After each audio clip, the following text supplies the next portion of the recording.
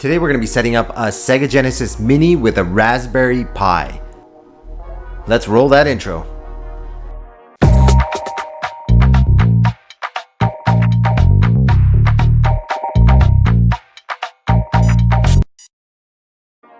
Alright, we got all the packaging, all the boxes, everything that we need. We have the actual case, the Mega Pi case right here. And we also have an AC adapter with the Raspberry Pi and a heatsink. So the only other thing that you would actually need is a micro SD and the software needed to run this thing. We're not going to be covering that in this video. That'll be in a later video that will show you how to get the software up and running on any one of these. So let's open this up. Let's open up this packaging and get things started. Alright, so this package contains the actual Raspberry Pi, the heatsink, and the AC adapter, whereas the other box is just the case itself. A very beautiful case, mind you. There is a heatsink included, like we mentioned earlier. We're not going to install one, but it is strongly recommended that you do install it on yours. The manual, the information, who needs that? Let's get rid of that. So the little box over here, the yellow one, is the AC adapter. So we're going to take that out. There we go. It's same as the other one. It's same as the one for the other package that we opened for the Super Nintendo case.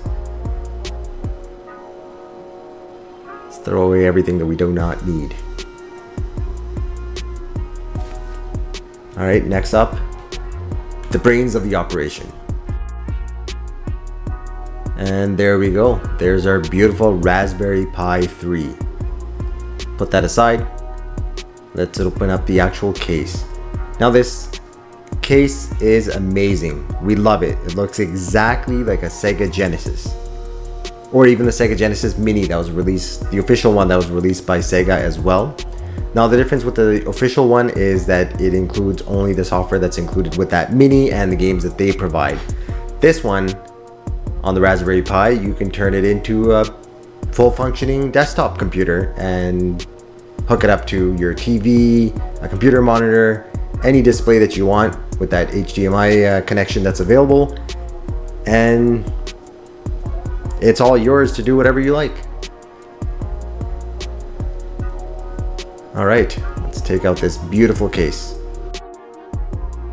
Wow, look at that. That is amazing. That's gonna look so nice on the shelf.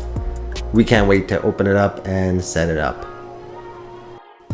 Alright, it's time. Let's open it up and let the operation begin. Very simple process. Plug in the cables, plug in the power connection, and obviously there's a whole bunch of screws and the screwdriver already included inside. So let's open this up and get started. First things first, let's get the Raspberry Pi connected and into the case. Keep in mind, connections are going to be plugged in first, and then we're going to flip the actual Raspberry Pi upside down as we put it into this case. We'll show you what we mean in a couple of moments. So let's start off with the USB connections. We like to take the closest ones so it doesn't obstruct the other ones that we need later on for the case. Let's grab this. I believe that's the only ones you can use anyways. If you use the other ones, it will block the other ones. Yeah, definitely. It definitely will. So make sure you use the first two like we did right here. And plug in the connector. There's a right way and a wrong way to plug this in. Make sure the two empty sections on the plug are to the left-hand side. You'll see what we're talking about once you open this up. The instruction manual shows you the same thing as well. And we're gonna nicely fit this in, line everything up, and get it connected. Now there's two types of screws that are in this package. We're gonna use the two tiny ones, and they go right where the board and the existing board that was in the case meet. So basically right now, if you were to look at them, it's the two top ones. This one and the one that we were covering on the left with our finger. Now we're going to have the other tiny one that's available, and it goes right here. Make sure that you screw in no other screws into this board, no matter how tempted you are with the actual holes lining up, allowing you to screw them in. We're not doing that. We're gonna put the case on. All the other screws go on the exterior side of the case afterwards. So that's it. So let's nicely close up this case and tighten it up with those remaining screws afterwards. Here we go. Make sure that the actual switch, there's a little toggle switch. Whoops, we had it the wrong way. Make sure that switch lines up with the actual little switch on the actual board itself. All right, all done. Time to screw it in. Not too stable, forget that. Just be careful not to scratch it up. Probably won't. So we'll just place it directly on the table. So as you can see, you do see 5 screw holes. There's actually 6. We'll show you where the last one is. There's one here, there's one further up at the top, and then there's one at the corner, and then the opposite corner, and then right between our last fingers towards the bottom. So we'll just skip ahead and show you the last portion. So that's it. That was the 5th one. There's one hidden right here. So you got to push that open, and there you go. There is the hole for screw number 6. Easy as that.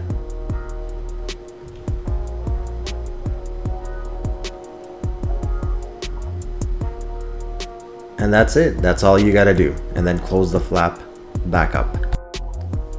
We love putting this one together. We love putting together anything that is Raspberry Pi. There's so many things you can do, from smart mirrors to mini retro consoles to PCs, anything.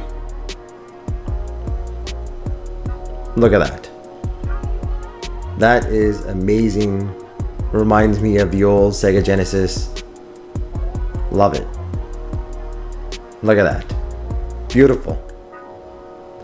There's the other ports. Those are the ones we plugged in that get rerouted to the front. So those are available there. The actual flap that we opened up and put in that final 6th screw, that's where the other 2 additional USB ports will be. Now your HDMI and your power is available right in the back. So no need to open up any flap. That's it for this unboxing and install. Hope you guys enjoyed it. All the software will be covered in a future video. Take care. See you all in the next one.